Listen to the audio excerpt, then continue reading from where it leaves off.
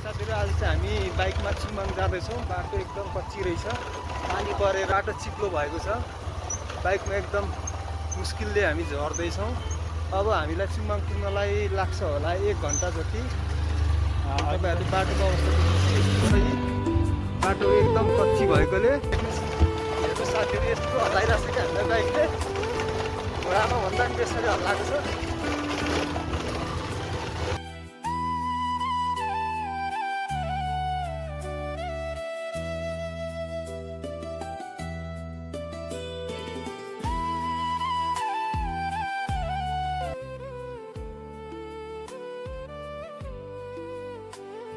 साथीहरु अब हामी चाहिँ चुङमाङको चप्लेटी भन्ने ठाउँमा आइपुगेका छौँ।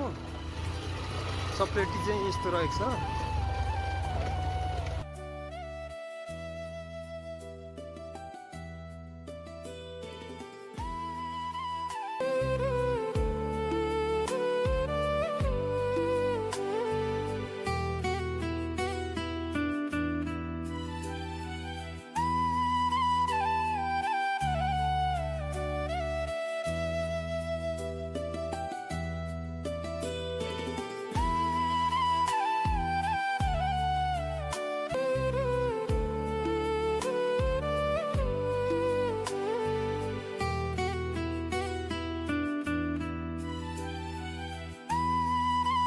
है गाइज, हामी चाहिँ चुङमाङ आइपुग्यौँ 1 घन्टा पछाडि।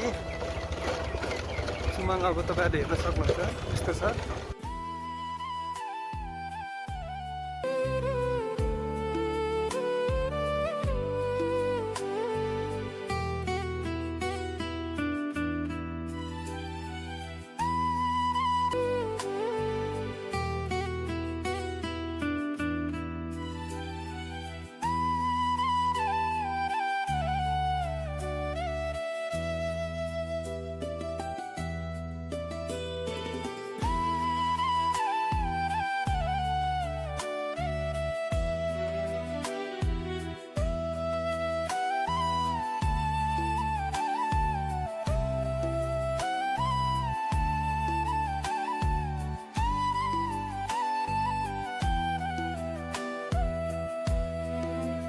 हामी चाहिँ चुङमाङ फार्म आइपुगेका छौँ।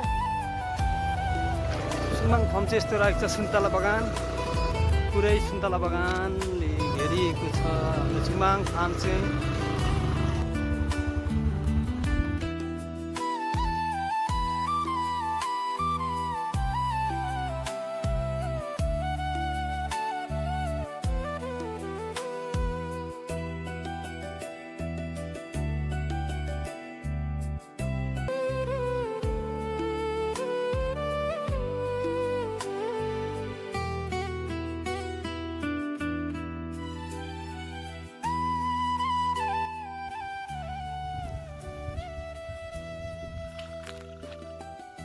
चैत महिनामा ढकमक्क एभोकाडो फुल खेलिरहेछ। यतापट्टि देख्न सक्नुहुन्छ तपाईहरूले, यो चाहिँ मुलाको बिउ उत्पादन हुने ब्लक हो। बिउ उत्पादन सँगसँगै यहाँ पनि फलफुल बगान देख्न सक्नुहुन्छ तपाईहरूले। यहाँ एभोकाडोहरू रहेको छ।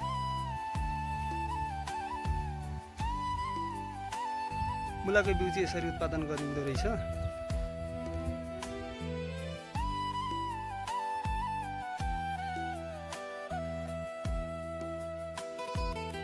मुला यस ब्लकमा चाहिँ केराको बिउ उत्पादन गरिँदो रहेछ। केराको बिउहरू टिपिसकेको अवस्था छ। बोटहरू ठाउँ ठाउँ रहेको छ, सुकिसकेको छ।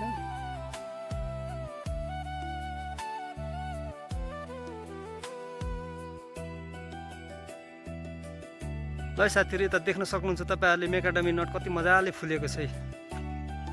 मेकाडमी नट यसरी फुल्छ, तपाईँहरूले देख्न सक्नुहुन्छ। कति मजाले फुलेको छ। यो ब्लक चाहिँ मेकाडमी नटको रहेको छ। यहाँ चाहिँ मेकाडमी नट उत्पादन हुन्छ।